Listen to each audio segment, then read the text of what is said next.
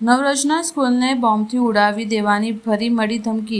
Email મારફતે સ્કૂલને બોમ્બથી ઉડાવી દેવાની મળી ધમકી. સ્કૂલ પ્રશાસન દ્વારા તાત્કાલિક મેસેજ કરી વાલીઓને જાણ કરાઈ.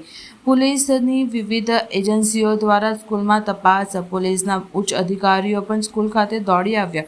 અગાઉ પણ નવરચના સ્કૂલ અને યુનિવર્સિટીને બોમ્બથી ઉડાવી દેવાની ધમકીભર્યો મેસેજ મળ્યો હતો, ઈમેલ મળ્યો હતો.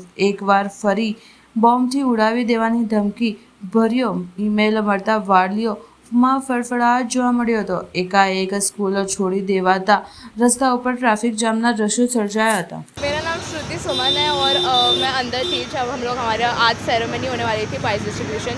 बट बेसिकली क्या हुआ, जब ऐसा हुआ हमें पता चला तो हमें इवैक्यूएट कर दिया गया था, हमें ग्राउंड पे रखा था एंड सब लोग फिर पैनिक हो गया था थोड़ा।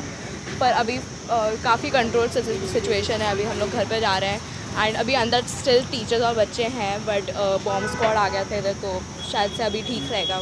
मैसेज क्या मिला आपको स्कूल की तरफ से? स्कूल की तरफ से मैसेज ज़्यादा कुछ मिला नहीं है पर अभी जब आगे आएगा तो નવરચના સ્કૂલમાં મારું બાળક ભણે છે અને સવારે મેસેજ આવ્યો હમણાં જ અમને કે બોમ્બ મૂક્યો છે અને એવો કોઈક ઈમેલ રિસીવ કર્યો છે, તો આવીને તાત્કાલિક બાળકને લઈ જાઓ તમે. શું પરિસ્થિતિ છે જ્યારે મધર ફાધર જોબ પર હોય ને કોઈ લેવા આવનાર ના ત્યારે?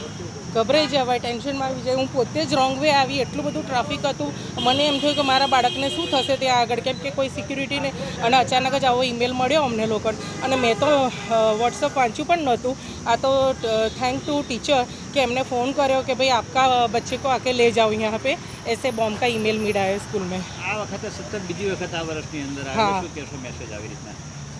બહુ એટલે ખરાબ કહેવાય કે છોકરાઓ માટે આવી રીતે ખબર નહીં કોણ ઈમેલ કરે છે અને બહુ ટેન્શનવાળી વાત કહેવાય અમારા પેરેન્ટ્સ માટે, કેમ કે દરેકના પેરેન્ટ્સ જોબ કરતા હોય, મમ્મી પપ્પાઓને એ લોકો એકદમ ભાગવાનું અચાનક જોબ છોડીને કે દૂર રહેતા હોય. આજે હું પણ આજવા રોડથી આવી રહી છું, મને એટલું બધું ટ્રાફિક નડ્યું ને હું એટલા ટ્રાફિકમાંથી ભાગીને મારા બાળકને લેવા માટે આવી, પણ ઇટ્સ વેરી ટેરિફિક. એટલે બાળકો માટે ખબર નહીં આ સ્કૂલની અંદર કોણ આવી રીતે ઈમેલ કરે છે. ગઈ વખતે પણ આવી રીતે ઈમેલ આવ્યો હતો અને અત્યારે પણ આ જ ઈમેલ આવ્યો હતો બોમ્બનો.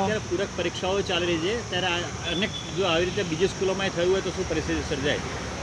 બહુ ખરાબ કહેવાય પરિસ્થિતિ તો બાળકો માટે, કેમ કે પેરેન્ટ્સ પણ એટલું ટેન્શનમાં આવી જાય ને બાળકના માટે બી હાર્મફુલ. આ તો ઠીક છે કે ઈમેલ મળ્યો અને આ તો બાળકને કંઈક થઈ ગયું હોત તો પછી કોણ જવાબદાર આના માટે?